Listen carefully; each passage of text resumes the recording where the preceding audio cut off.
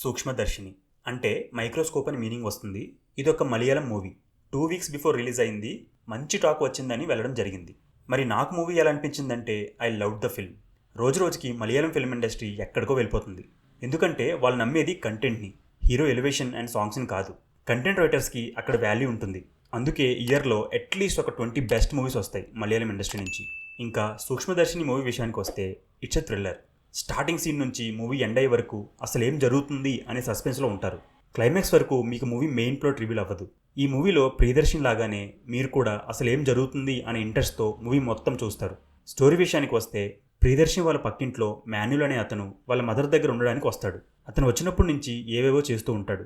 అవన్నీ మన హీరోయిన్ అయిన ప్రియ అబ్జర్వ్ చేస్తూ ఉంటుంది. తనకి ఎక్కడో తేడా కొడుతుంది, ఏదో క్రైమ్ జరుగుతుంది అని. అది ప్రూవ్ చేద్దామని తన హస్బెండ్ కూడా తెలియకుండా వాళ్ళ ఫ్రెండ్స్తో కలిసి ఇన్వెస్టిగేట్ చేయడం స్టార్ట్ చేస్తుంది. ఇంతకీ మాన్యుల్ క్రైమ్ చేస్తున్నాడా లేదా, ఒకవేళ చేస్తే అతని ఇంటెన్షన్స్ ఏంటి అనేది మూవీ మెయిన్ ప్లాట్. ఈ మూవీలో రియల్ స్టార్ ఎవరంటే స్క్రీన్ ప్లే ఎంత టైట్గా ఉంటుందంటే మీరు స్టార్టింగ్ సీన్ నుంచి స్క్రీన్కి అతుకుపోతారు. ప్రియా క్యారెక్టర్ని ఈగల్లా పోల్చుతారు. లైక్ ఈగల్ ఐస్ నుంచి ఏది తప్పించుకోదని. మూవీ చూస్తున్నప్పుడు మీకు చాలా క్వశ్చన్స్ రైజ్ అవుతాయి, కానీ అన్నీ ఆపుకొని కూర్చోండి. క్లైమాక్స్లో మీ క్వశ్చన్స్ అన్నిటికీ ఆన్సర్స్ దొరుకుతాయి.